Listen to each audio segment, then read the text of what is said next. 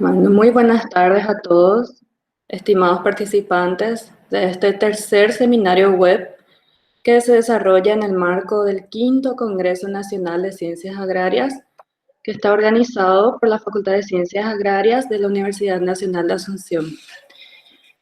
Antes de iniciar, queremos invitar al coordinador de este congreso, el profesor Enrique Benítez León, para dirigirnos algunas palabras de bienvenida.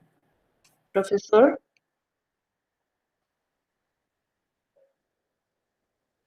Muy bien, muy buenas tardes a todos los participantes.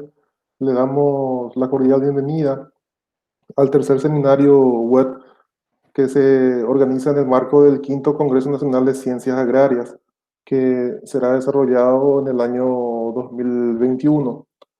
Entonces, antes que nada, quiero manifestar mi agradecimiento en nombre del comité organizador a nuestras disertantes. Hoy día nos están acompañando Yamilet Domínguez, docente de la Universidad del Atlántico de Colombia, y la doctora Rafaela Laíno, del Centro de Investigación del Chaco Americano, Centro Chaco. Entonces, en nombre del comité organizador, les damos las gracias por haber aceptado gentilmente participar de este seminario web, compartiendo con nosotros sus experiencias en los ámbitos que se están desempeñando como investigadoras principalmente. Entonces, dentro de lo que es la organización del Congreso de Ciencias Agrarias, que lastimosamente nos vimos obligados a postergarlo para el año que viene, estamos realizando una serie de seminarios. Este es el tercero de ellos, justamente para estar siempre en sintonía, en contacto con todos los interesados y los investigadores en general, para ir conversando y debatiendo sobre los diferentes temas que abarcan los ejes temáticos del Congreso. Entonces, hoy en día estaremos ocupándonos de dos temas interesantes que se encuadran dentro del área temática que es de bosques y biodiversidad, que es una de las áreas que se ocupa el Congreso. Entonces, de parte del equipo organizador, les damos las gracias nuevamente y les deseamos a todos los participantes que hagan buen provecho de la presentación de nuestras disertantes. Muchísimas gracias y buenas tardes.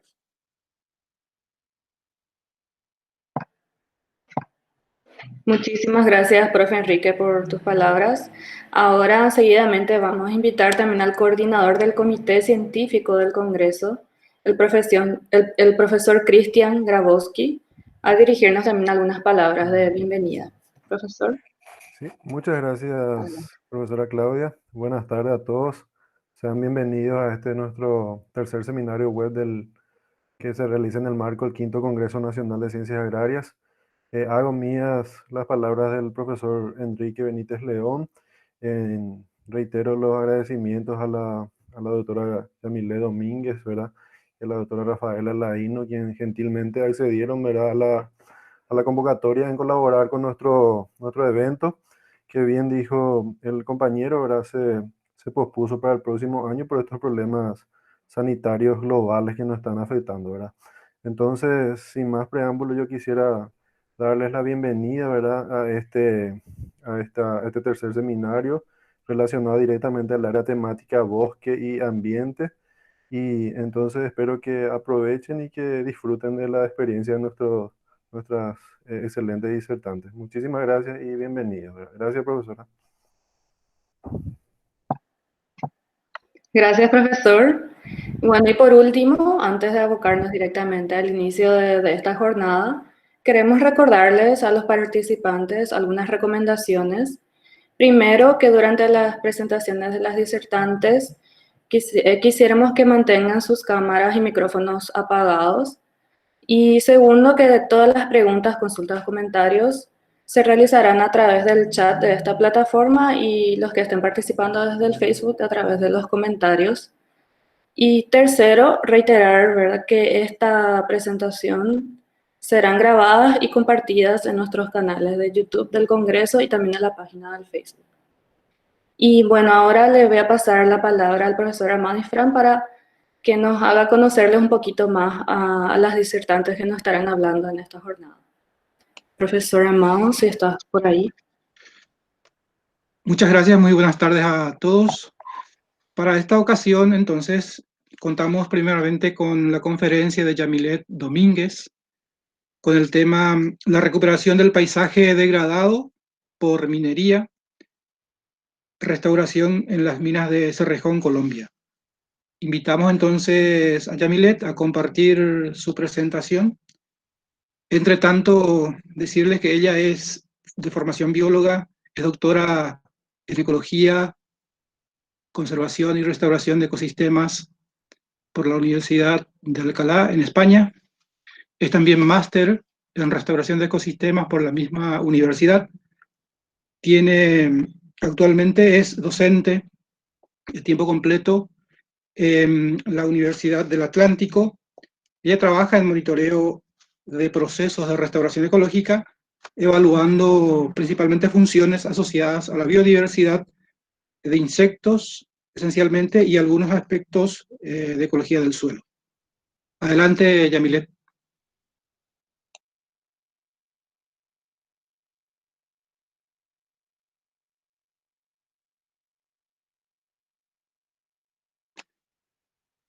Creo que tu micrófono, Yamilet, por favor.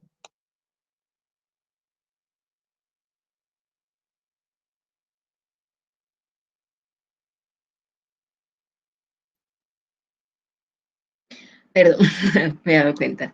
Suele pasar en este medio. Bien, bueno, como les decía, bueno, estaba diciendo que pues agradezco pues la invitación, poder compartir con ustedes un poco de lo que venimos haciendo acá. Espero pues que sea de su agrado y podamos compartir cualquier duda al respecto, porque es esta temática sé que también puede ser de mucho interés en el área en las que ustedes se encuentran, en sus ecosistemas, y sobre todo el tema en el que quiero hacer un poco más de énfasis en la parte de indicadores. Entonces, una vez más, pues agradezco la invitación a este simposio. Bueno, entonces para empezar a contextualizar un poco, como decía profesor Amado, estoy en este momento en la ciudad de Barranquilla, en Colombia, y laboro como docente en la Universidad del Atlántico y vengo trabajando en esta área de indicadores biológicos. Entonces voy a compartirles un trabajo que hemos venido realizando hace varios años en la mina del Cerrejón y también algunas aplicaciones en otras áreas mineras de la zona. Entonces, trabajo se titula Recuperación del paisaje degradado por minería, restauración en el complejo minero del Cerrejón, indicadores para su evaluación. Bien. Entonces, ¿por qué minería? ¿Por qué es tan importante esta parte? En Colombia es considerado pues uno de los países donde se hacen grandes exportaciones a nivel sobre todo con minería de carbón. Tenemos grandes áreas mineras, de hecho, tenemos de las áreas mineras de carbón más grandes a nivel de Latinoamérica. Los complejos que se encuentran precisamente en la costa atlántica de Colombia. Para el 2017, hay una producción de 90.5 megatoneladas de carbón, y esto representa cerca del 2% del Producto Interno Bruto. Además de eso, hay muchas políticas a nivel nacional que promueven e incentivan la actividad minera. Esto además genera grandes regalías para las regiones, lo que hace que sea una actividad supremamente importante para la economía, y las áreas que cercanas a la explotación minera, estos municipios dependen también en gran manera de la actividad minera. Sin embargo, a pesar de los beneficios, digamos, desde el término económico que tiene la minería, esta también tiene unos grandes impactos sobre los ecosistemas, porque tenemos que pensar que terminan con la remoción total de suelo, cambiando la parte geomorfológica, afectando incluso parte de agua. En algunos casos pueden hacerse desvíos de ríos, y bueno, y todo el impacto que genera como tal remover esta cantidad de suelo. Debido a ello, estas áreas, tanto por obligaciones a nivel nacional como también por compromisos internacionales, se ven obligadas o tienen la obligación de realizar la restauración y la compensación en estas áreas por pérdida de biodiversidad, por deforestación. Y en el marco de esto se realiza lo que es la restauración ecológica. Entonces, para contextualizar un poco lo de la restauración ecológica, lo tenemos como el proceso de asistir el recubrimiento de un ecosistema que ha sido degradado, dañado, destruido. Es el concepto que presenta la Sociedad para la Restauración Ecológica Internacional. Analicemos que cuando se habla del proceso de asistir como cuando alguien está, por ejemplo, enfermo y hay médicos que ayudan en su proceso de recuperación. De alguna manera, cuando se hace la restauración ecológica, se busca acompañar ese proceso. Pero el objetivo es que el sitio a restaurar sea resiliente, pueda mantener, pueda recuperar sus funciones, su estructura y pueda continuar por sí solo los diferentes procesos propios, por ejemplo, relacionados con la sucesión en estos sitios. Y la idea es que sean mantenidos, digamos, que se realicen mantenimientos lo menos posible, generar acciones, actividades que permitan establecer las diferentes actividades para que se inicie el proceso de restauración y luego que éste pueda ser resiliente, autosostenible. Entonces, por lo tanto, busca el restablecimiento de lo que es la función y la estructura de estas áreas que han sido perturbadas. Importante en el marco del proceso de la restauración ecológica, contar con áreas de referencia. Ese es otro punto que, bueno, es todo tema de debate para pensar qué sería un área de referencia, un área antes de la actividad minera o antes de hace cuánto tiempo tener áreas de referencia no es un punto tan fácil de determinar, pero también teniendo en cuenta ecosistemas que están cerca de la zona, ecosistemas que tienen las condiciones en estos momentos más cercanas a cómo ellos podrían mantenerse, porque podríamos pensar en qué había antes de, pero ante los eventos que tenemos, por ejemplo, ante el cambio climático, no sabemos si esa misma composición, si esa misma estructura puede hacer frente a los cambios y a la situación actual. Entonces, se suelen escoger sitios cercanos para tenerlos como esas áreas de referencia. Entonces, teniendo en cuenta que en estos sitios hay la necesidad de hacer restauración ecológica, hay que pensar entonces cómo se hace, por qué se hace y cuándo podemos decir que el sitio está restaurado. Este es uno de los puntos importantes en los que quisiera analizar en esta tarde. Entonces, para ubicarles acerca del complejo minero del Cerrejón, donde estamos hablando de Colombia y específicamente en la zona norte de Colombia, está ubicado acá. Digamos, la cicatriz minera, podemos decirlo así, es tan fuerte que pues puede verse claramente con estas imágenes. Está enmarcado dentro de dos sistemas naturales muy importantes, este que es la Sierra Nevada de Santa Marta y este que es la Serranía del Perijá. Ya esto es límite con Venezuela. Entonces, en el valle de estas dos grandes regiones naturales importantes en la costa atlántica colombiana, se encuentra ubicada el área del complejo minero del Cerrejón. Entonces acá se encuentra, aquí lo tenemos, una serie de municipios, de áreas cercanas. Hay varios pits mineros que están abiertos, están activos, corresponderían a estos. Y dentro de este grupo, de estos pits de explotación, nosotros el trabajo que realizamos se encuentra ubicado en este, en el que escogimos pues varias áreas para hacer monitoreo, que les presentaré más adelante. Bien, entonces, ¿cómo se hace la restauración del paisaje minero en el Cerrejón? ¿Cómo son las actividades de restauración? Entonces, antes de explicarles un poco de esto, tengo unos datos actuales del informe de sostenibilidad del año pasado, donde hasta la fecha se han rehabilitado 3.789 hectáreas. Se han sembrado 1.6 millones de árboles de más de 40 especies nativas. Este es uno de los programas de restauración más antiguos del país y podría decir de los que se encuentra mejor documentado. La restauración ecológica ha tomado fuerza en las últimas décadas, pero este es uno de las actividades que tiene esto, ya está cercano a los 30 años que se iniciaron este proceso. Entonces, es un ejemplo, ha servido como un laboratorio para poder evaluar muchos de estos procesos. Y a nivel de paisaje es importante, ya les decía, el área en la que se encuentran. Por lo tanto, las actividades que allí se lleven a cabo pueden tener impacto importante para las zonas alrededor. Y vamos a ir destacando algunos de esos elementos naturales que son importantes y fundamentales para la restauración de estos sitios. El proceso inicia con la reconstrucción geomorfológica. ¿Dónde se hace las actividades de rehabilitación? Principalmente se hace sobre los botaderos o las escombreras, que son estos sitios que se destinan para acumular el material estéril, el material que no tiene pues, el del carbón.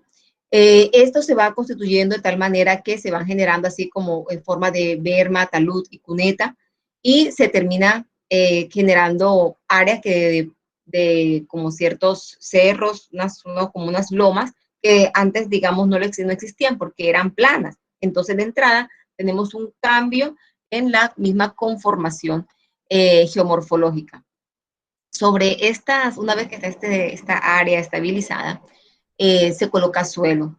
Este suelo es una capa de unos 30 a 40 centímetros de suelo, proviene de áreas que están interviniendo. Entonces, lo que se hace es traslocación de suelo. Y esto resulta ser muy importante para iniciar el hecho de utilizar este tipo de suelo. Una vez que esté bien conservado, que esté bien manejado, podemos decir que es de los principales catalizadores del proceso de restauración.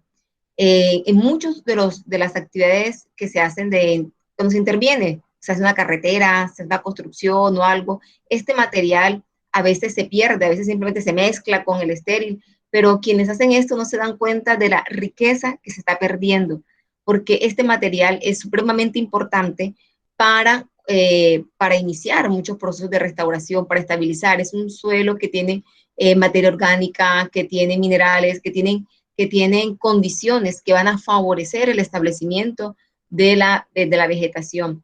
Y de pronto un error que se ha dado en varias áreas mineras, no específicamente acá, en otras zonas, estaba en eso, en que ese material al inicio se perdía, es un material que no se conservaba, y cuando se pensaba hacer restauración, tendrían que colocar prácticamente sustrato, traer sustrato de otros lados, generar sustratos, y esto pues aumenta, eleva los costos de la restauración. Mientras que si se va a intervenir un lugar, ese suelo se guarda, ese suelo, ellos llaman bancos de suelo, la idea es que lo acumulan en pilas, creo que son no mayores a metro y medio, y allí lo tienen.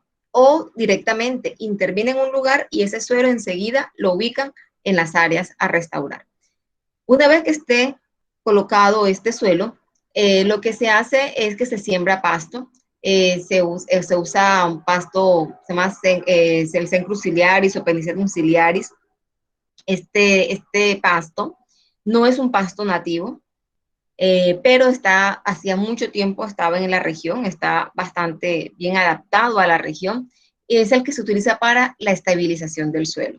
Entonces, con sus raíces ayudan a mantener el suelo, a darle estructura, y luego de un tiempo, no inmediatamente, una vez que esté precisamente el suelo consolidado, pues entonces se hace la siembra. Se siembran entonces algunos árboles, árboles nativos, dependiendo pues del momento en el que se encuentre, de la disponibilidad de semillas.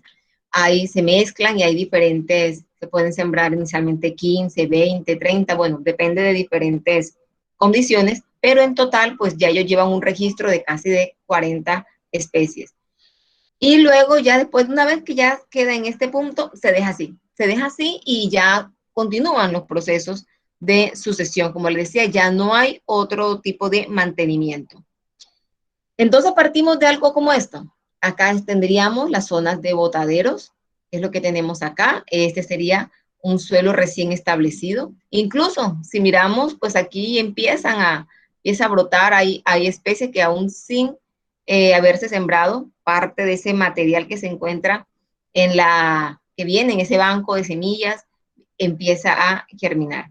Y bueno, y acá tenemos parte de ese paisaje con diferentes procesos de restauración, algunas áreas recién instaladas, otras que puede tener alrededor de 4 años, y hacia el fondo en ese momento podían tener de 7 a 10 años de restaurado. Pero entonces viene la pregunta, bueno, ¿será que todo lo que vemos, todo lo verde, porque se observa Sí, cuando uno viene, va llegando a la mina en la avioneta, se ve así todo verde. Entonces decimos, bueno, todo esto verde es bosque. Podemos decir que ya el paisaje está restaurado, podemos decir que ya tenemos un sitio completamente resiliente, un sitio que ha alcanzado las condiciones del bosque. Entonces, de allí es donde viene la parte en la que quiero pues hacer énfasis en esta presentación, y es acerca de cómo podemos medir eso, qué podemos evaluar. ¿Será que tenemos una completa correlación entre esa cobertura vegetal y lo que está sucediendo debajo, qué es lo que sustenta esa vegetación? Y al final ese suelo es lo que termina sustentando lo que ocurre o la restauración a nivel del paisaje. Entonces de allí viene la importancia del monitoreo en estas áreas de minería. Por lo general, a partir de las obligaciones, que en este caso en Colombia el instituto o el instituto, la entidad que se encarga de esto, es el ANLA, que es la Agencia Nacional de Licencias Ambientales, tienen unos requerimientos. También hay otras entidades ambientales a nivel local que también vigilan estos procesos, pero por lo general sus indicadores principalmente se centran en temas de parámetros físicos y químicos del suelo y en la cobertura vegetal. Por lo general esos son los indicadores, y muchas minas solo con estos dos indicadores cumplen, aparentemente podemos decir que está bien. Sin embargo, hay otros elementos que son importantes, que deben ser evaluados, y se debe, lo más importante es poder integrar estos diferentes elementos y mirar cómo se relacionan entre ellos. Aspectos relacionados, por ejemplo, con la actividad microbiológica, va a ser fundamental para el establecimiento de la vegetación. Evaluar ciertas funciones en el ecosistema, cómo se está dando esa relación entre la biodiversidad que empieza a establecerse y algunas de las funciones que esta biodiversidad tiene. Y también algunos grupos de la biodiversidad específicos. En nuestro caso, o en el caso que lo voy a presentar, pues nos enfocamos en invertebrados del suelo, pero igual también pueden ser otros grupos taxonómicos importantes, aves, mamíferos, dependiendo del área, dependiendo de la movilidad, de lo que hay alrededor, es importante integrar otros grupos taxonómicos. Entonces, ¿por qué invertebrados? Bueno, esto cumple un rol importante a nivel de la restauración, y específicamente cuando hablamos del suelo. Son importantes para regular la actividad microbiana. Muchos de estos invertebrados, de lombrices de tierra, por ejemplo, inician muchos procesos, favorecen procesos relacionados con la mineralización, la misma agregación del suelo, cuando hacen sus turrículos, las galerías. Esto cambia también la actividad, las propiedades hidráulicas. Estamos viendo que se generan poros por los cuales ingresa agua, pero también ayudan a descompactar el suelo. Muchos de estos organismos hacen nidos, hacen diferentes actividades, lo que llamamos ingenieros del ecosistema sobre el suelo, que terminan modificando el hábitat. Y todo esto pues a la vez se suma y afecta o cambia la misma dinámica en la descomposición de la materia orgánica. Elementos pues que son importantes para soportar la actividad del suelo, porque sabemos, y bueno, ustedes que estamos en el marco de un congreso de ciencias agrarias, pues perfectamente saben la importancia que tiene el suelo, que es un ente que podemos decir que tiene vida y al cual hay que prestarle muchísima atención. Entonces, que lamentablemente a veces cuando se miran en muchos procesos de restauración y en otros elementos, pocas veces se fija la mirada en la salud del suelo. Como les decía, que al fin y al cabo es quien va a soportar lo que podemos ver ya a nivel del paisaje. Y bueno, las áreas en las que trabajamos, les decía, este es el área, llevamos 0 años como el área inicial, un área recién instalada. ¿Qué pasa aquí? ¿Qué actividad podemos encontrar aquí? Un suelo que apenas se está instalando, un suelo que que proviene ya sea de un banco de suelo, como les decía, o puede que o puede que venga directamente de una área que acaban de intervenir. Al fondo pueden ver, este es un ejemplo de lo que es la forma como se va acumulando ese material estéril. Y sobre esto también se hace, una vez que está estabilizado, se hacen procesos de restauración. Este es un área con 1 año, ya había sido sembrado el suelo, el pasto, y empiezan esporádicamente a surgir otra vegetación. Ya 7 años empezamos que ya hay árboles que tienen mayor estructura, tenemos que empieza a ceder un poco el tema del pasto, y se establecen matorrales y otro tipo de vegetación. 9 años. En algunas partes aún persiste el pasto. 16 años. También vemos que en este caso ya hay mayor cobertura vegetal y por lo tanto pues se genera mucha más sombra, lo cual hace que retroceda o ya no pueda seguir estableciéndose el pasto. Y un área de 20 años donde ya tenemos árboles con una mejor estructura, podemos diferenciarse algunos 2 estratos, el suelo también puede ser colonizado por otras especies que ya son diferentes al pasto. Entonces allí vemos un recorrido por los cambios que se van dando. Entonces, a simple vista podemos ver que hay recuperación de la cobertura vegetal. La pregunta es qué está pasando con otro grupo, qué está pasando con el suelo y con otras funciones que se llevan a cabo en este sitio.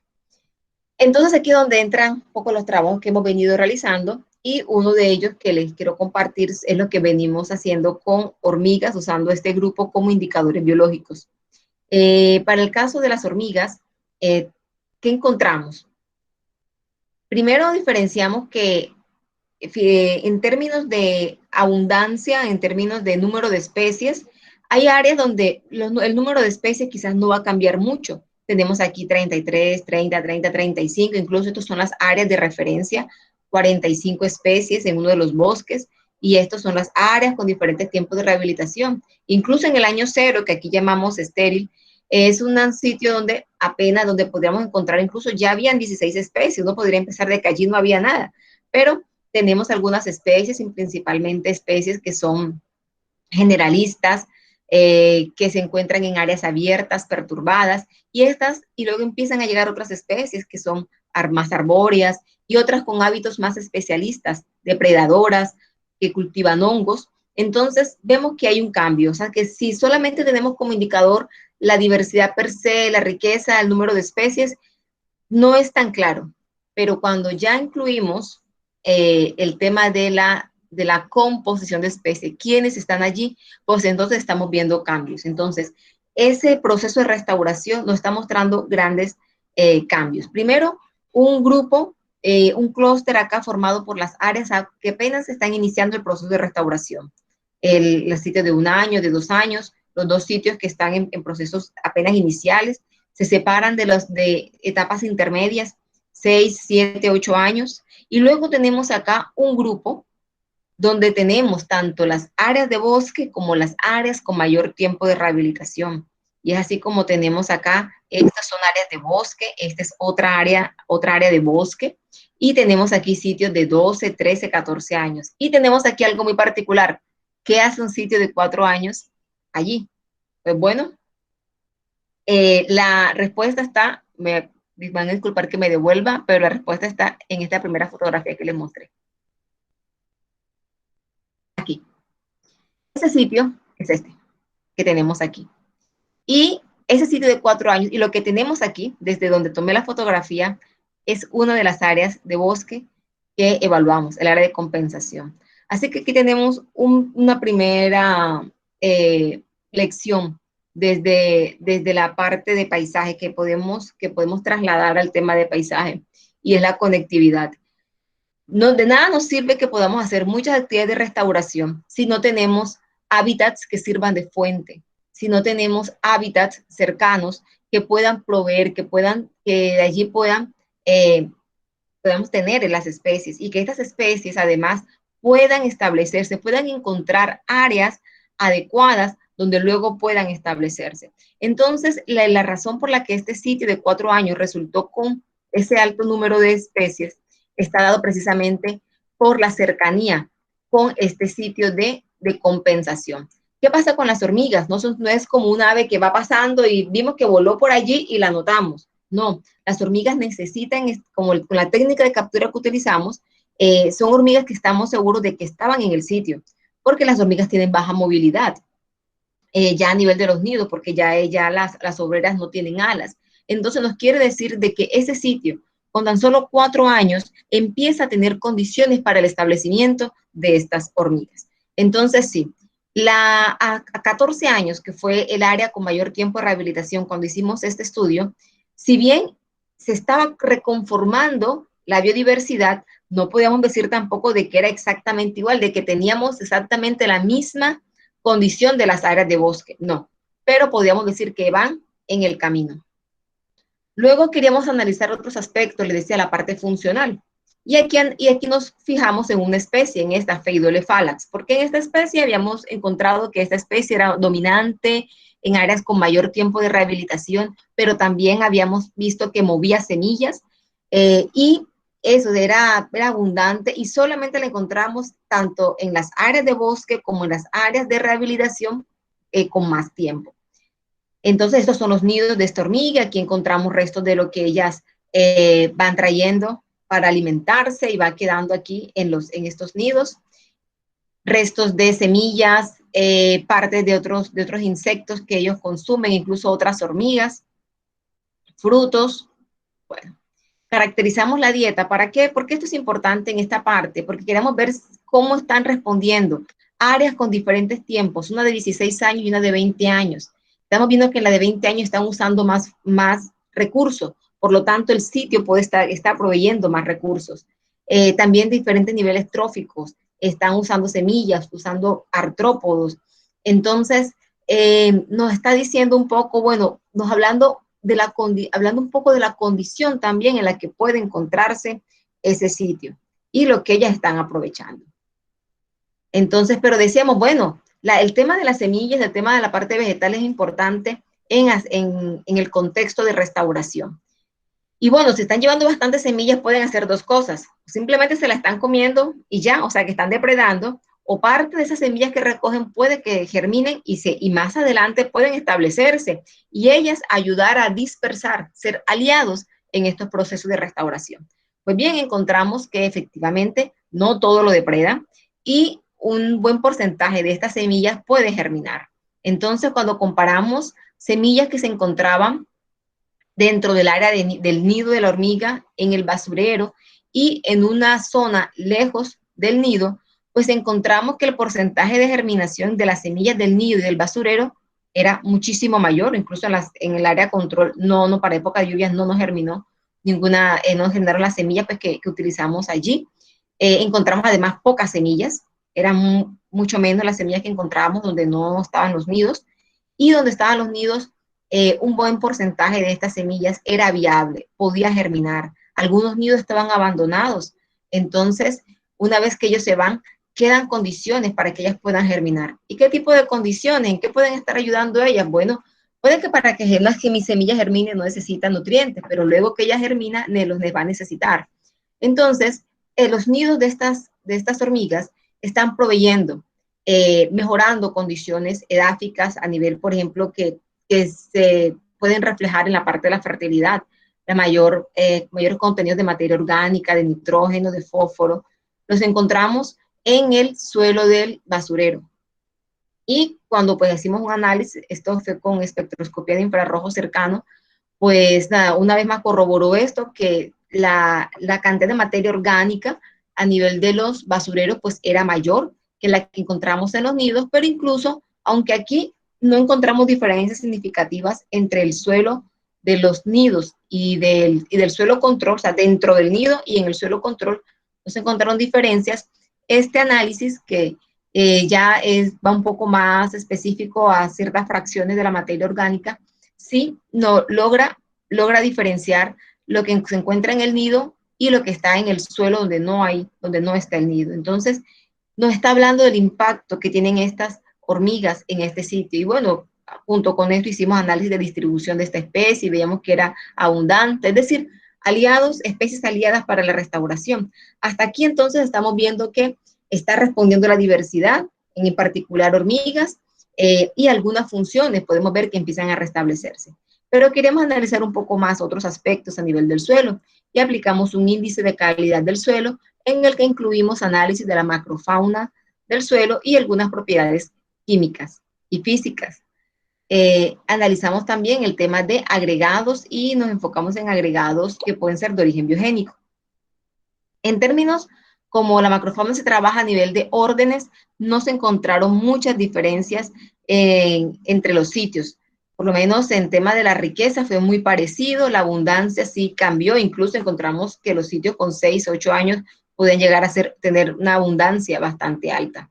En temas de composición es donde vemos que sí también empiezan a cambiar. Entonces, una vez más, el tema de la identidad de las especies es importante, encontrando, por ejemplo, un orden, los enbiópteros, que solo se encontraron en las áreas con mayor tiempo de rehabilitación y en las áreas de bosque. Pero que estamos encontrando que aún en el sitio de un año ya hay condiciones y algunas especies pueden llegar y empiezan a establecerse allí. Pero a 6 años y a 8 años ya, es decir, hay un cambio muy rápido y en términos de riqueza no es que cambie mucho. Entonces, quedarnos solamente en macrofauna quizás no sería un buen indicador si nos quedamos solo con esto. Cuando comparamos los resultados de este índice, integrando todos los diferentes elementos, como les decía, importante integrarlos, vemos cómo van cambiando ciertas propiedades y no todas cambian en la misma proporción. Entonces, por ejemplo, en temas de la parte aquí comparamos, lo que está en rojo es el sitio de un año y tomamos como referencia el área, una de las áreas de bosque. En términos de calidad, dista mucho el área de un año de la del bosque. A 6 años empieza a mejorar el índice y sobre todo que vemos en la parte de la física del suelo, ese tema de agregación del suelo empieza a mejorarse. El tema de la parte química un poco más, la parte macrofauna no se mueve mucho, se mueve en relación a sitio de un año, pero todavía, digamos, está dista del área de referencia y el indicador general se va acercando. A 20 años, el indicador general mejora. Vemos que la parte física mejora muchísimo, tiene las condiciones muy parecidas a las del bosque. La parte química un poco menos y la parte de fauna se mantiene, no es que cambie mucho. Entonces ahí decía, miren cómo la parte física cambia rápido. Si solamente nos quedamos en la parte física, podemos decir sí, los sitios han alcanzado el proceso de lo que queríamos en restauración.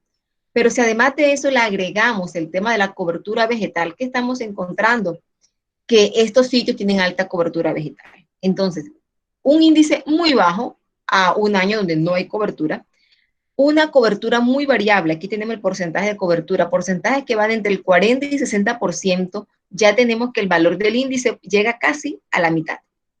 Llega a la mitad, también desde un 40% puede alcanzar a la mitad del índice, pero incluso yo puedo tener un sitio con un 80% de cobertura y no tener un índice muy alto.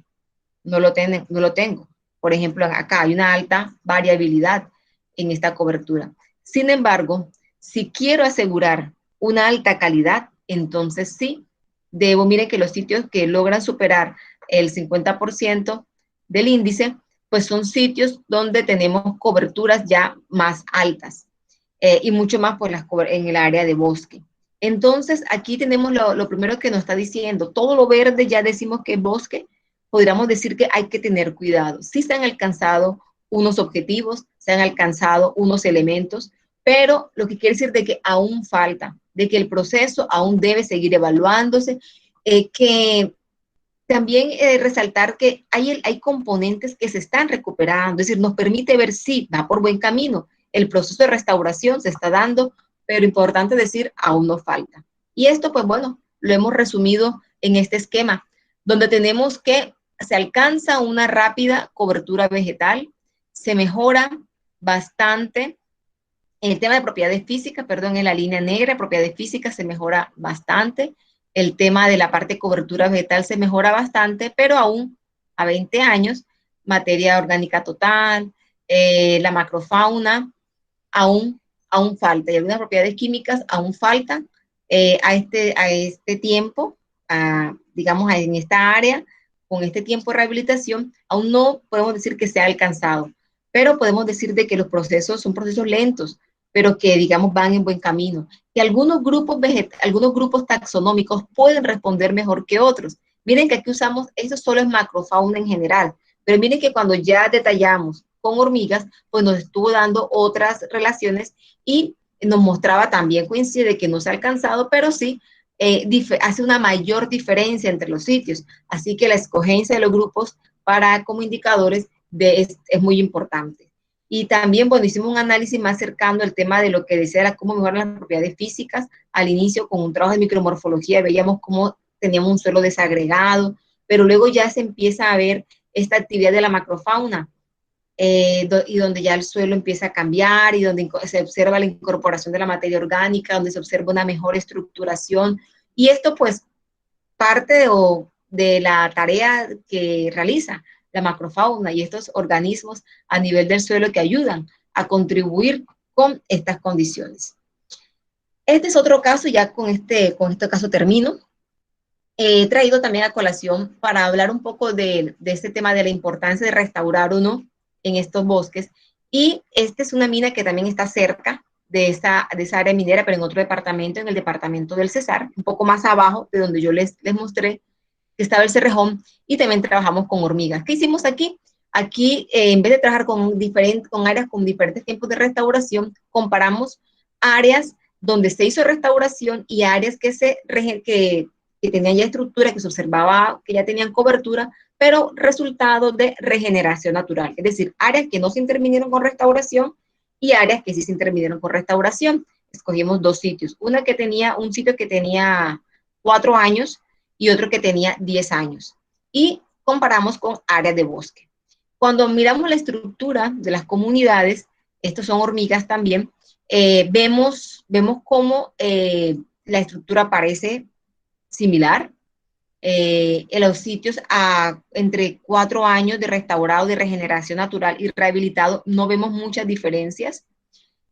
Acá tenemos el de regeneración de 10 años y el de rehabilitación de 4 años. Incluso vemos aquí ya cómo empieza a cambiar. Hay más especies en el de rehabilitación, la composición de especies empieza a cambiar un poco. Esta composición se parece un poco más a esta, pero incluso, aunque la estructura en este punto inicial se ve diferente, lo vamos a mirar mejor cuando hacemos el análisis de lo que le decía de la composición. En términos de riqueza, no es mucha la diferencia, pero miren lo que ocurre cuando tenemos la composición de especies. ¿Qué tenemos aquí? Tenemos de que el sitio de regeneración natural, de regeneración natural de 4 años, se parece más al de regeneración natural de 10 años, mientras que donde se hizo la intervención en el sitio de 10 años tiende a parecerse más al bosque y el área de rehabilitación de 4 años se diferencia. ¿Qué quiere decir esto? Al inicio pareciera que no hay mucha diferencia. Uno puede decir, si yo evalúo a los 4 años y digo, no, pues ¿para qué invierto dinero en restauración? Si ya por regeneración natural yo veo que esto es muy parecido, esto es igual, si miro las hormigas son casi las mismas. No veo muchas diferencias a nivel de 4 años, pero a 10 años empieza a verse la diferencia.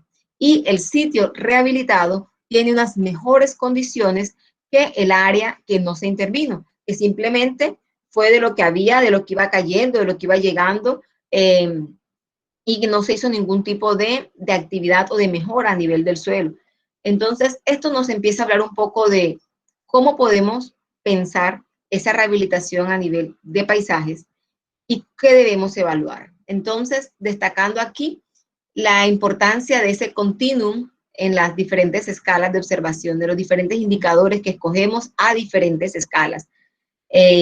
Lo que trabajamos pronto no fue tanto a escala de paisaje, pero que contribuye definitivamente al paisaje.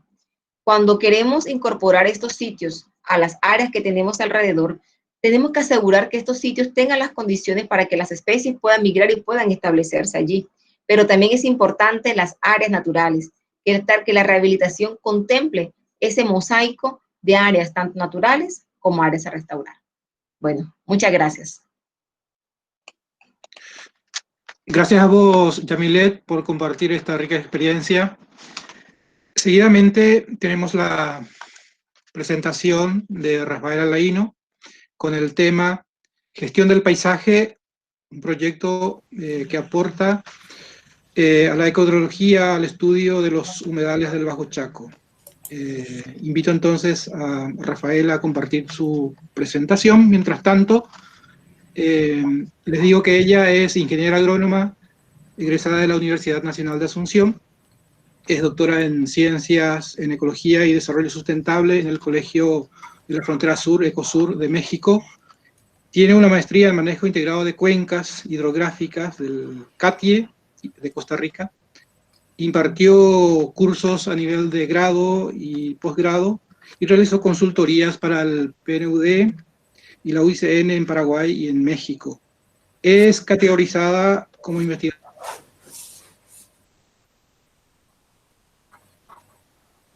Hola. Hola.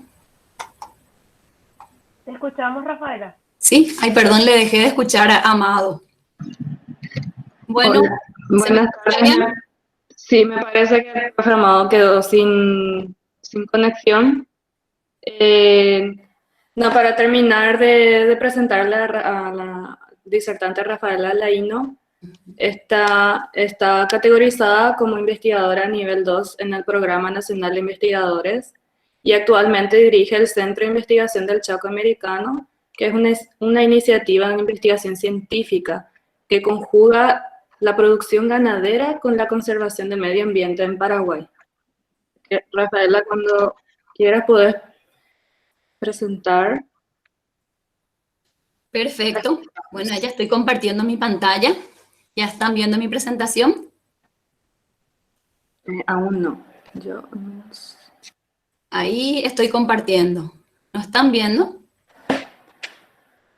A veces tarda unos minutitos en entrar la pantalla compartida. Ahí me avisan cuando aparezca. Ok. ¿Ya está?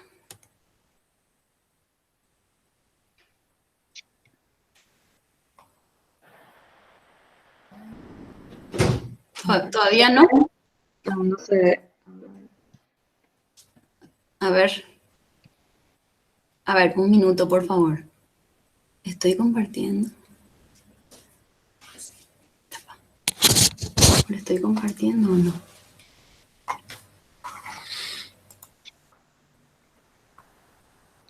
Sí, ahí estoy. No, perdón.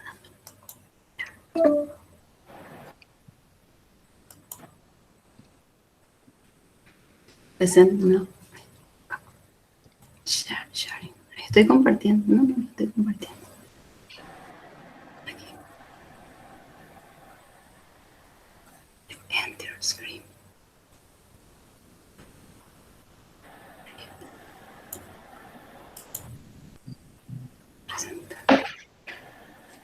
Ahí estamos viendo ya la pantalla de la profesora Rafaela. Sí, un ratito, por favor. Sí.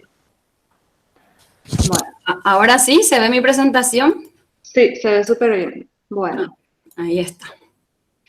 Bueno, ahí perdón por el inconveniente.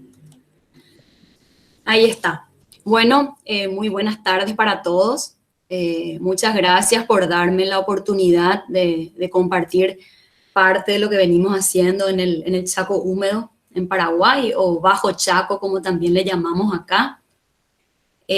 Somos un grupo grande de investigadores, de estudiantes, docentes, que venimos trabajando con distintos niveles de colaboración desde el año 2013, estudiando y generando datos e información para esta zona. Ahí pueden ver en la foto uno de los humedales de la zona donde estamos trabajando.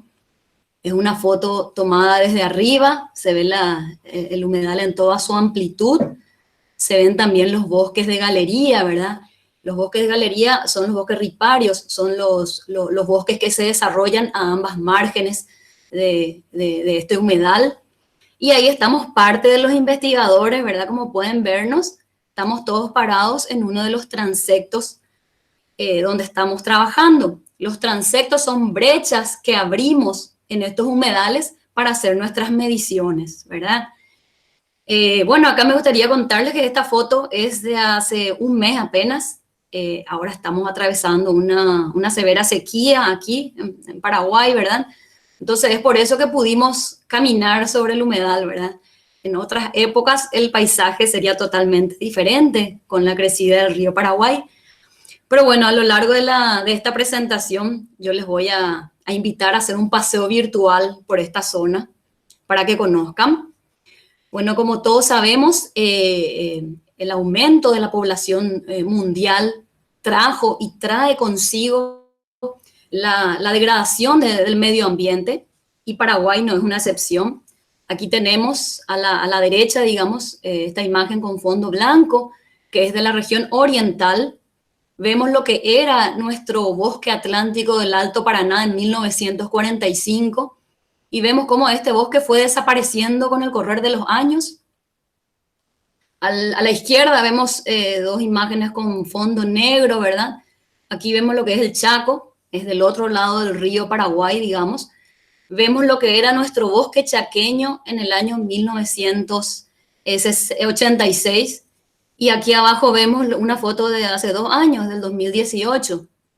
Vemos que en las últimas décadas también los bosques de la región occidental o Chaco también están siendo deforestados a una tasa muy rápida, ¿verdad? Entonces, todos estos cambios de uso en el suelo, por un lado, amplían el área para la producción, que es sumamente importante para nuestro país, ¿verdad? La agricultura y la ganadería juegan un rol central en la producción de nuestro país, en la economía, por lo tanto, en la seguridad alimentaria de Paraguay y del mundo, ¿verdad? Y estas imágenes que vemos acá es la pérdida de bosques, ¿verdad? Pero realmente hay otros ecosistemas que son igual de importantes que los bosques, que también están siendo degradados y también están desapareciendo, tanto en Paraguay como en todo el mundo, ¿verdad? Y estamos hablando de los humedales y de los pastizales naturales que tenemos, ¿verdad? Justo es nuestra zona de estudio. Acá, por ejemplo, tenemos un ejemplo. A la derecha vemos lo que son pastizales naturales bajo palmares de Carandagú, que es nuestra palma característica, y vemos a la derecha cómo este ecosistema también está desapareciendo, cómo se está transformando. En este caso, esta zona está un poco más al norte de nuestra zona de estudio, ¿verdad? En el Chaco húmedo. Y vemos cómo estos paisajes también están desapareciendo, en este caso, para cultivo de arroz. Bueno, y ante por un lado, estas áreas que aumentan áreas para producción, por otro lado también están disminuyendo las superficies para que estos ecosistemas, los bosques, los humedales, los pastizales naturales, también están disminuyendo la capacidad de cumplir con las funciones que ellos generalmente cumplen, ¿verdad? Entonces, como vamos a ver a lo largo de esta presentación, entonces es en este contexto dinámico donde con este equipo multidisciplinario de investigadores pretendemos generar información con rigor científico para demostrar que hay maneras de producir y conservar al mismo tiempo, o de producir de una forma más amigable con la naturaleza, ¿verdad? Creemos que la principal arma, la mejor arma para luchar contra esta degradación de los ecosistemas es el conocimiento. Tenemos que conocer lo que tenemos para poder valorar y para poder conservar, ¿verdad? Como vimos en la presentación anterior, estamos hablando de un gran disturbio que está siendo restaurado, ¿verdad? En esta zona realmente el disturbio no es aún muy grande, hay muchas presiones, como vamos a ver a lo largo de esta presentación. Por eso es sumamente importante conocer y tener datos para que sirva como ecosistema de referencia, como mencionaba también la doctora Yamilet, ¿verdad? En la presentación anterior.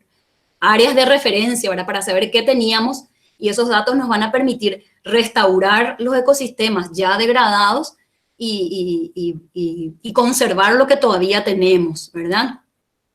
Bueno, para ubicarnos, el Paraguay está ubicado en el centro de América del Sur, ahí en la imagen de la derecha, más ampliada, digamos, en el cuadradito rojo, esa es nuestra zona de estudio. Estamos ubicados en el centro sur del Paraguay, en el Chaco húmedo. entre la ecorregión del bosque atlántico del Alto Paraná y la ecorregión del Chaco seco. Desde el punto de vista hidrológico, también estamos en el centro de un gran sistema de humedales que nace arriba, ¿verdad? En la ecorregión del Pantanal, que es una ecorregión que compartimos con Brasil y con Bolivia. Pasa este gran sistema de humedales por nuestro Chaco húmedo, sigue hacia Ñembucú, al sur del país, y más abajo, ¿verdad? Todo este humedal drena en la desembocadura del Río de la Plata, ¿verdad? Entonces, también es sumamente importante entender que todo este sistema es una red, ¿verdad? Un gran sistema donde el elemento integrador es el agua. Estamos ubicados en la planicie de inundación del río Paraguay y todos estos humedales son sumamente importantes para mantener la calidad del agua, ¿verdad? Que es indispensable para la vida. No solo la calidad, sino la cantidad también, como vamos a ver más adelante. Acá tenemos un mapa de una parte de nuestra zona de estudio, un mapa de 1904, vemos ahí arriba, y ahí abajo un mapa ya actual. Vemos esas manchas verdes oscuras que se ven ahí, son islas de bosques. Como pueden ver, estas islas de bosques se dan naturalmente en esta zona. Estamos hablando de hace más de 100 años y vemos que estas islas de bosques tienen la misma forma y el mismo tamaño todavía. Realmente este paisaje es un mosaico, ¿verdad? De grandes sabanas que son pastizales naturales bajo palmar de Carandagú en distintas densidades, y en las zonas más deprimidas tenemos los humedales, ¿verdad? Son humedales que dan origen a riachos que se van juntando y forman los ríos que desembocan en el río Paraguay, que vemos ahí a la derecha, ¿verdad? Entonces, estas islas siempre fueron, estas manchas de bosque siempre fueron así. Esto se da naturalmente por características geomorfológicas y climáticas principalmente, ¿verdad? Bueno, esta zona está histórica y culturalmente ligada a la producción ganadera. Es la principal fuente de ingreso económico. Es una ganadería de baja intensidad, donde se prohíbe la caza de animales silvestres, donde se conservan estas islas de bosques y también los palmares. Es una extracción mínima y selectiva de madera, básicamente para autoabastecimiento de los establecimientos ganaderos. Estamos hablando de leña, estamos hablando de madera para construcción de corrales, bebederos para los animales, puentes, balancines y postes para el alambrado, etcétera, ¿verdad?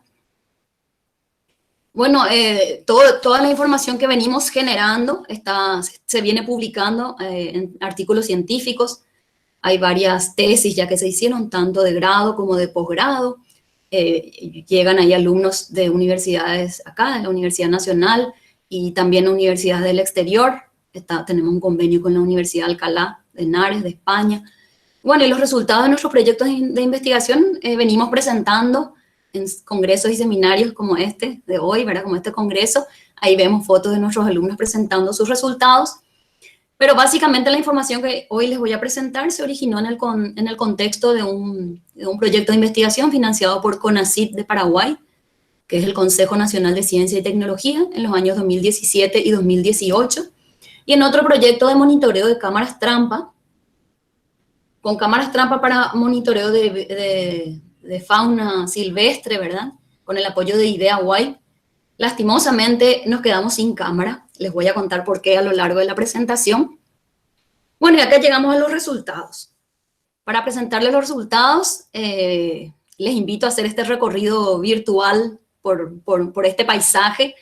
Esta es una foto, como les comenté, esta foto es de hace un mes nada más. Vemos las islas de bosques, cómo se dan inmersas en estas inmensas sabanas, ¿verdad? Vemos acá en el fondo el río Paraguay. Como les dije, ahora está muy, muy bajo, se ve chico, estamos en una época de sequía, ¿verdad?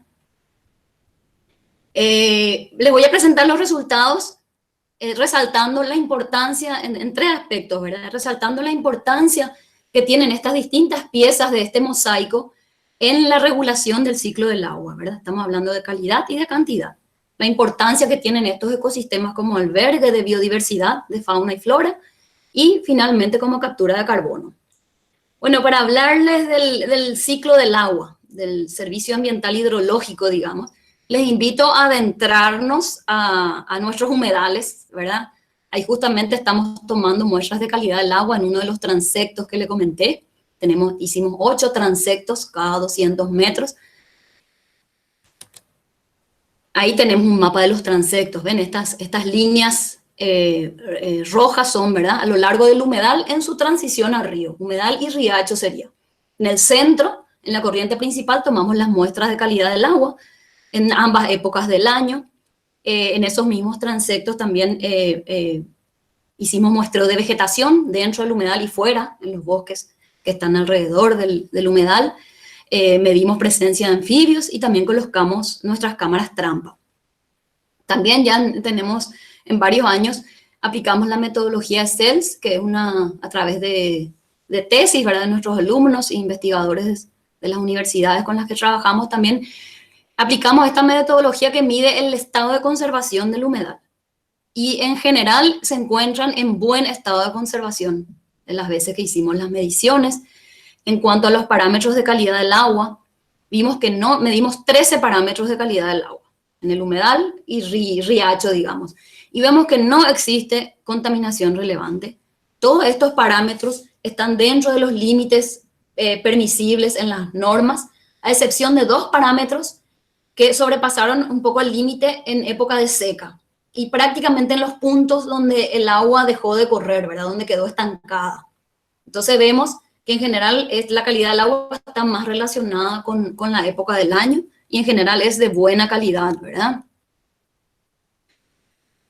Bueno, siguiendo con la regulación en el ciclo del agua, ahora les invito a pararnos, ¿verdad?, acá en el medio del bosque y la pastura, ¿verdad? Ahí tenemos la foto, se ve la isla de bosque en el fondo, acá se ve un toro en medio de nuestros pastizales naturales, bajo Carandaú. Estas son las palmas de Carandaú, nuestra palma característica, y medimos evaporación del agua dentro y fuera del bosque, ¿verdad?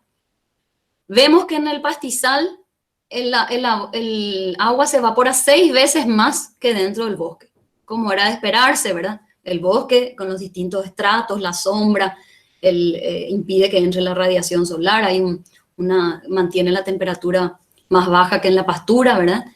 Sin embargo, en la infiltración, a distintas distancias, desde el árbol hasta la pastura, vemos que cerca de los árboles el agua se infiltra 10 veces más que en la pastura.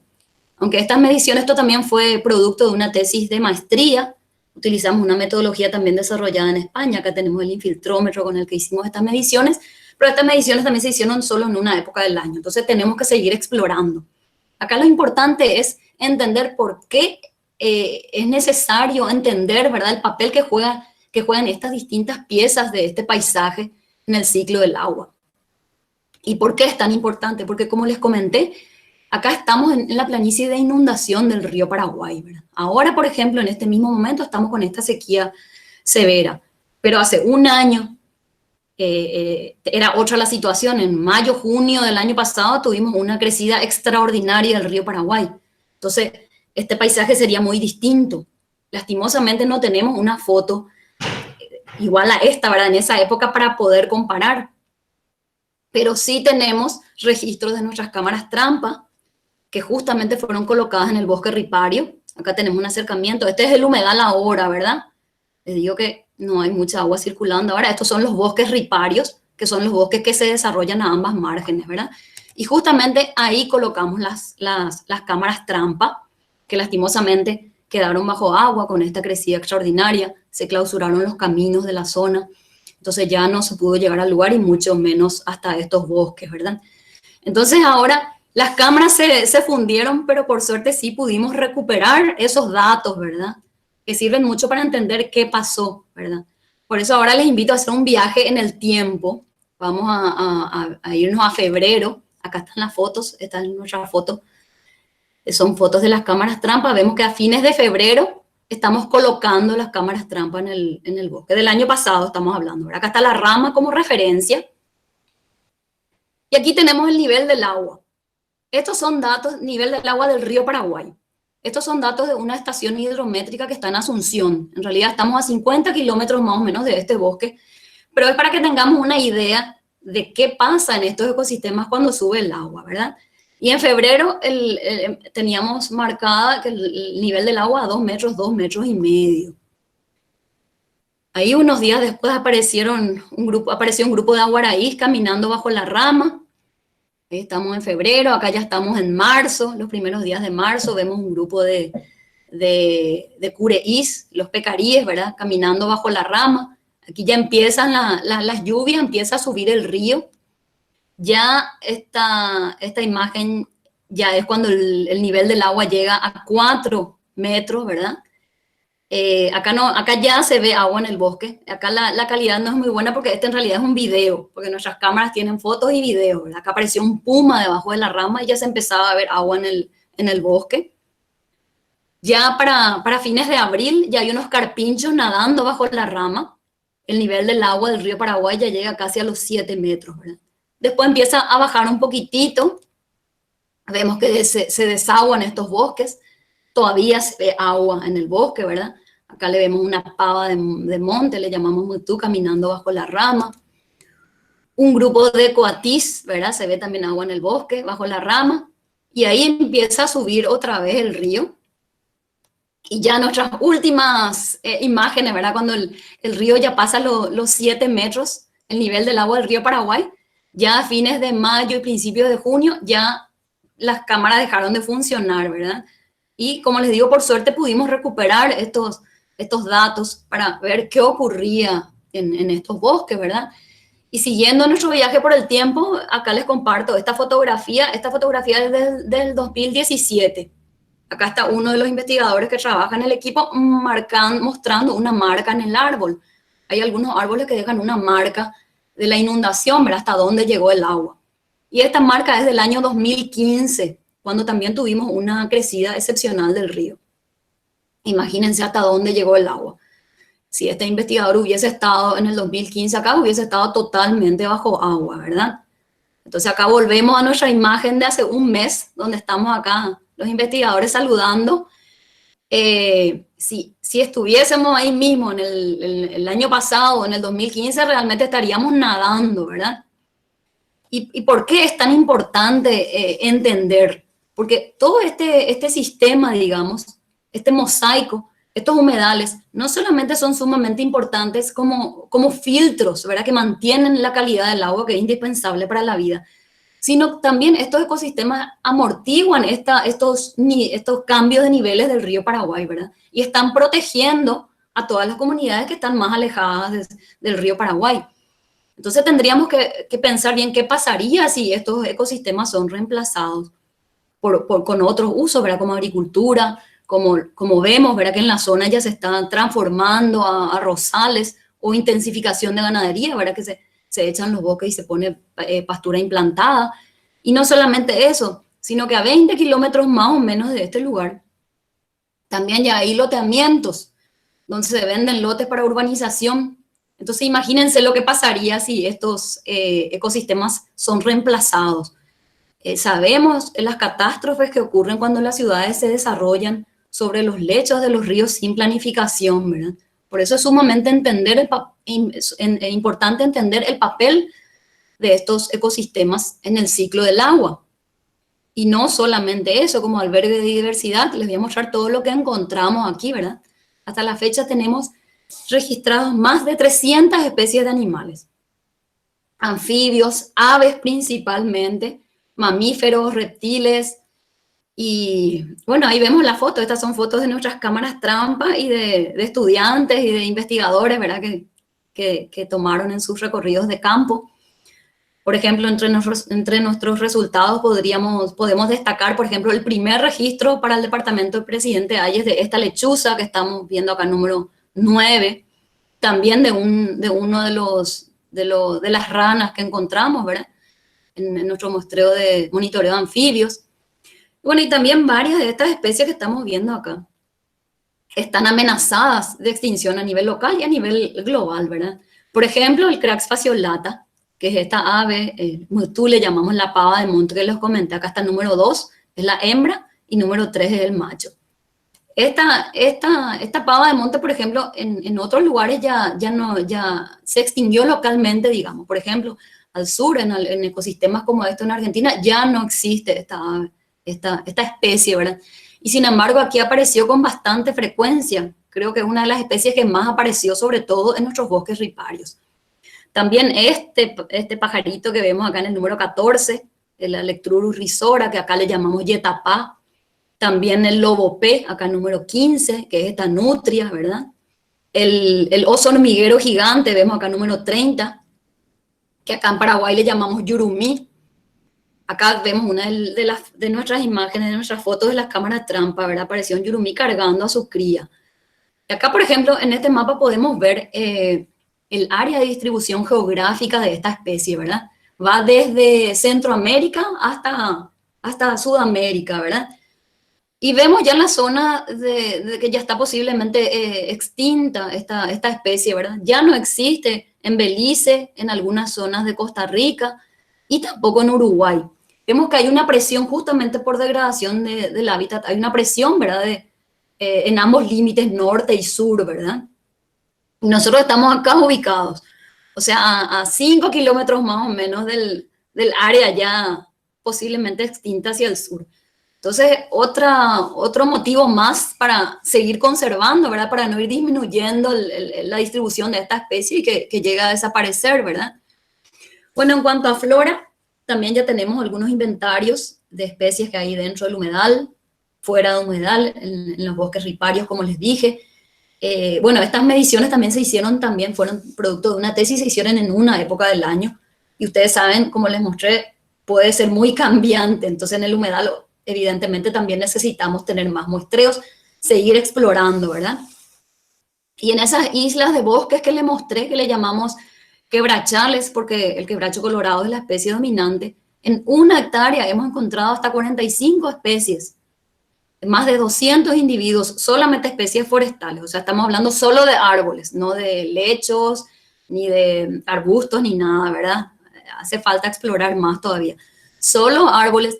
Y varias de estas especies arbóreas también están amenazadas, tanto a nivel nacional como a nivel global. Entonces, es para ver la importancia de toda la biodiversidad que estamos albergando ahí, ¿verdad?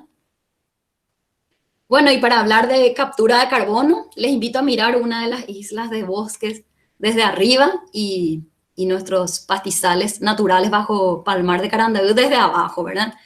Estos también fueron resultados de tesis de grado. Vemos que en estas islas de bosques hay un almacenamiento o captura de carbono 10 veces superior a la de estos palmares de Carandaví, ¿verdad? Sin embargo, si hablamos de potencial forrajero, estos ecosistemas producen 4 veces más, tienen 4 veces más productividad forrajera que la del bosque, ¿verdad? Entonces, ¿por qué hago esta comparación? Porque a este paisaje, a este mosaico hay que verlo en forma integral, conocerlo y valorarlo en su conjunto, ¿verdad? Porque mientras que unas piezas del paisaje aportan para ciertas funciones, otras aportan para otras, ¿verdad? Vemos que en este bosque hay más captura de carbono, que es sumamente importante, ¿verdad? Pero por otro lado, acá se produce más alimento para el ganado y para todos los otros herbívoros que vemos que viven ahí, ¿verdad? Y vemos también que los humedales en las partes más bajas están jugando un papel importantísimo en mantener la calidad del agua adecuada, ¿verdad? Importantísimo para la vida y como ese amortiguamiento, ¿verdad? Esos cambios de nivel del agua del río, de las crecidas y bajadas, porque todos estos ecosistemas, las plantas y los animales que viven acá, están adaptados a esos cambios, ¿verdad? Bueno, y estos son nuestros resultados. Pero a nivel regional hay otros estudios, regional y global, ¿verdad? Hay otros estudios que también destacan la importancia de seguir conservando esta zona. Aquí acá en esta flecha vemos, nosotros estamos acá en el área 22, que es un área clave para la conservación de la biodiversidad identificada a nivel global, o sea, a nivel de todo el mundo, ¿verdad? Ahí está la publicación. Por todo esto que vimos, ¿verdad? Por toda la biodiversidad que alberga, por todos los servicios ecosistémicos, ¿verdad? Entonces es sumamente importante. Hay otro estudio del año pasado también que resalta el potencial de aviturismo de esta zona, ¿verdad? Ellos proponen valorar estos ambientes naturales a través del ecoturismo, ¿verdad? Sería una manera de concientizar a la gente y también crear algún estímulo económico a los actores involucrados con estos ecosistemas. Y también hay una publicación reciente de este año de la doctora Fátima Mereles y otros colegas que destacan la importancia de estas zonas como corredores biológicos de conectividad, ¿verdad? Acá vemos en verde la conectividad tan importante que también nos hablaba en la presentación anterior de la doctora Yamile, ¿verdad? Donde todavía es importantísimo conservar para lo que se pueda restaurar, para cuando se quiera que sirva de fuente, como decía la doctora, de otros ecosistemas que queremos restaurar, ¿verdad? Y esta conectividad es sumamente importante, no solamente para el Chaco paraguayo, sino a nivel de Gran Chaco americano, ¿verdad? Y como vimos también para todo este gran sistema de humedales, ¿verdad? En el cual estamos también inmersos. Bueno, y ya para concluir, como les mencioné, existen muchas presiones para el cambio de usos de suelo, ¿verdad? Intensificación de la ganadería, agricultura, avance del área urbana. Entonces, es sumamente importante seguir generando conocimiento sobre los bienes y servicios ambientales que proveen estos ecosistemas. Todo este conocimiento puede servir para concientización, ¿verdad?, de todos los actores involucrados en estos ecosistemas y, ¿por qué no, verdad, dar un valor agregado a una producción más amigable o lo más amigable posible con el medio ambiente. Se puede crear un estímulo para los propietarios que sigan produciendo de bajo impacto. Si bien es cierto que todas las actividades tienen un impacto sobre el medio ambiente, tal vez este sea el mejor uso alternativo, ¿verdad? Si comparamos con el avance de la agricultura o de la urbanización, porque como vemos, hace más de 100 años se viene produciendo en esta zona y a la misma vez vemos que algunos servicios ecosistémicos se siguen conservando. Aún hay muchísimo por investigar, ¿verdad? Por ejemplo, las hormigas, que nos hablaba también la doctora en la presentación anterior, tenemos coleópteros, tenemos un montón de plantas medicinales también dentro y fuera del bosque. Esa línea de investigación tampoco no hemos desarrollado todavía. Tenemos apis mellifera y otras abejas nativas que le llamamos meliponas, que son sumamente importantes para la polinización, ¿verdad? Hay muchísimo más por investigar todavía. Si bien ya hay varios estudios que resaltan la importancia de conservar este mosaico de ecosistemas por los servicios ambientales que brinda, aún falta mucho por investigar, ¿verdad? Principalmente en el Chaco, en Paraguay. Bueno, eso es todo lo que les quería compartir. Ahí está mi correo electrónico, ahí está la página de nuestro centro para cualquier cosa. Quedo a las órdenes y muchas gracias por la atención.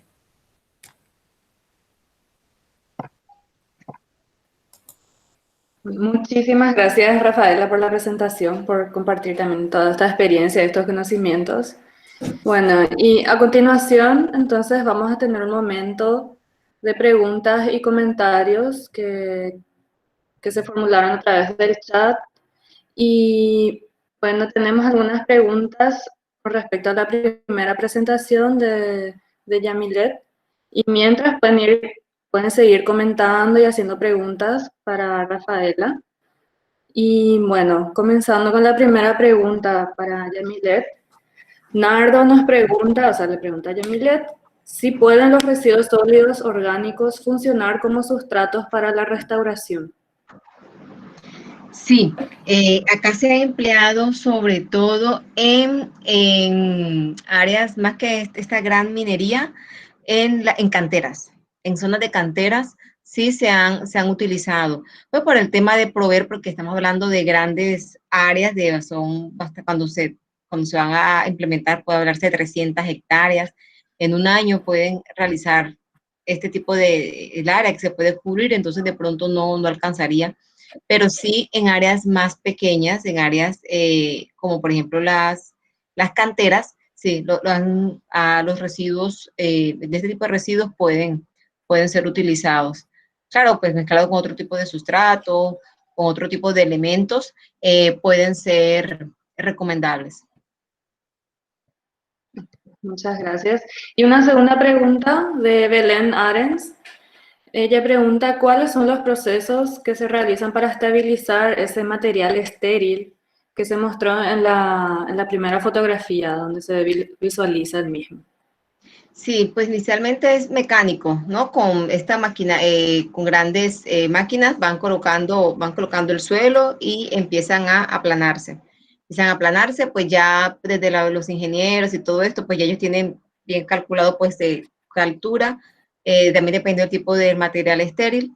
Y ya luego, cuando ya tiene el volumen adecuado, entonces sobre eso se colocan entonces se coloca el suelo, igual ellos dejan espacio para el tema de que la maquinaria pueda moverse. Y bueno, pero es un poco más de la parte de ingeniería, pero sí, entonces en términos generales eso. Y en lo que es el suelo como tal, cuando se coloca el pasto ayuda a amarrar el suelo, por así decirlo, a estabilizarlo. Y ya lo otro sí es más que todo con actividad de maquinaria pesada. Bueno, muchísimas gracias. Y aquí tenemos una pregunta para la profesora Rafaela. Nardo pregunta, ¿cómo conjugar la producción de arroz con la conservación de humedales? Bueno, la verdad que es una pregunta muy difícil para mí. No sabría responder porque tampoco no tenemos experiencia trabajando con áreas de producción de arroz. Tengo entendido que es bastante agresiva la producción del arroz con estos humedales. No sé si ya hay alguna experiencia de una producción de arroz más amigable con los humedales. Tal vez podría ser respetando, se me ocurre, ¿verdad? Respetando las áreas de conservación, algún porcentaje sin tocar, ¿verdad? Dejando una reserva dentro de la propiedad, un porcentaje que sirva también de conectividad con lo que queda, podría decir, ¿verdad? Pero la verdad que no, hasta ahí. Muy bien. ¿Alguna otra pregunta? A ver si tenemos una pregunta esto sería para Yamilet, me parece, porque pregunta por qué se utilizan a las hormigas como uno de los principales bioindicadores y qué otra especie se podría utilizar como bioindicador. Bueno, depende depende en gran medida de lo que sería el tipo de ecosistema en el que en el que se esté trabajando. Porque hormiga, les decía que las hormigas tienen la habilidad, digamos, como por su biología, ellas se establecen en el suelo, como nos interesa también relacionarlo con la parte del suelo. Sabemos de que si las encontramos, no podemos decir que simplemente estaban volando por allí. De pronto un ave para ciertas áreas puede ser un muy buen indicador, pero si yo quiero ver diferencias un poco más de zonas más cercanas, un ave puede pasar y yo decía, sí, la encontré tanto en el bosque como la encontré afuera.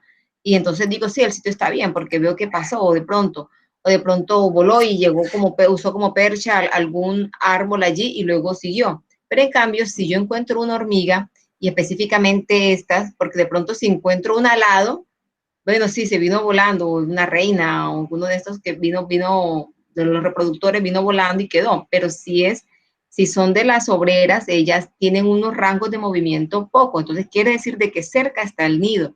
Y dependiendo de qué hormiga es, hay algunas que son muy exigentes en la calidad del hábitat en el que se encuentran. Algunas tienen una alimentación muy específica.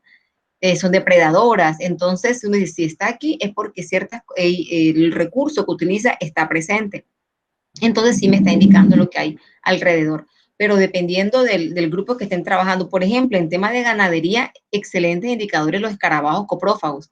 No sé si de pronto los que están trabajando o lo que comentaba Rafaela, no sé si serán del tipo de los coprófagos, pero estos son excelentes si estamos hablando en este tipo de ecosistemas, porque pues ellos utilizan el excremento y saber qué especie utilizan este excremento. Porque nosotros hicimos un trabajo en sistemas silvopastoriles y nos mostraban claramente cómo respondían este grupo de escarabajos, además de las otras funciones que vimos, que evaluamos, tema de remoción de suelo, de descompactación, de aireación, de infiltración, bueno, del suelo, es un excelente grupo. Pero también si tenemos cerca un área de bosque y que estamos pensando en conectividad, pues de pronto podemos encontrar otras especies ya más grandes que podrían ser utilizadas, incluso algún mamífero, pero depende mucho de lo que tenga, de las especies que tenga alrededor y también de los objetos de pronto de conservación a los que se esté apuntando. Ok, muchísimas gracias. Y una última pregunta para Rafaela. Si la introducción de ganado en estos palmares de Carandaigua, o sea, como una producción silvopastoril, podría ser compatible con la conservación de estos paisajes. Bueno, y por la experiencia que nosotros estamos teniendo, sí es compatible, ¿verdad? Porque vemos que especies que ya han desaparecido siguen conviviendo acá con el ganado. Yo creo que todo depende de muchos factores, ¿verdad? De la carga animal, de la conservación de los distintos ecosistemas, ¿verdad? De los humedales, de los bosques, seguir dejando esas islas de bosque, ¿verdad? Que son importantísimas, que también sirven de albergue ante las extremas temperaturas tanto de invierno como verano. Como decimos, esta es una línea de investigación que estamos desarrollando para ver qué tenemos ahora, ¿verdad? Lamentablemente ya no tenemos un ecosistema de referencia, ¿verdad? Hace más de 100 años cómo era o qué especies habían antes de que empiece la producción ganadera, ¿verdad?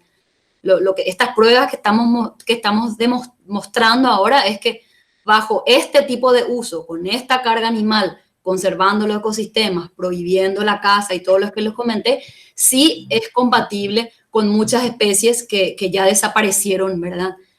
Pero yo creo que todo depende de la forma de producir, como le dije ahí a la persona que me preguntó por los arrozales, también dejar sí o sí un área de reserva que establece luego la ley, ¿verdad? Entonces, cumpliendo al máximo las leyes y bueno, y dando un valor. Yo sé que las presiones económicas del mercado a veces llevan o empujan a los productores, ¿verdad?, a ser más competitivos y más productivos, ¿verdad? Es necesario, ¿verdad? A veces hay impuestos que pagar, está todo el equipo de personal que mantener, y también esta zona es muy azotada, digamos, por estos cambios climáticos. Como les dije, uno ahora puede tener sequía y en menos de un año puedes tener la mitad del campo inundado. Entonces es muy difícil. Creemos que para seguir produciendo de bajo impacto necesitamos que la gente tome conciencia y vea que aparte de lo económico hay otras fortalezas mucho más grandes, ¿verdad? Como digo, definitivamente la presencia del ganado sí impacta, ¿verdad? Pero a lo mejor podemos disminuir ese impacto dependiendo del manejo que tengamos. Ok, perfecto. Bueno, creo que esa fue la última pregunta.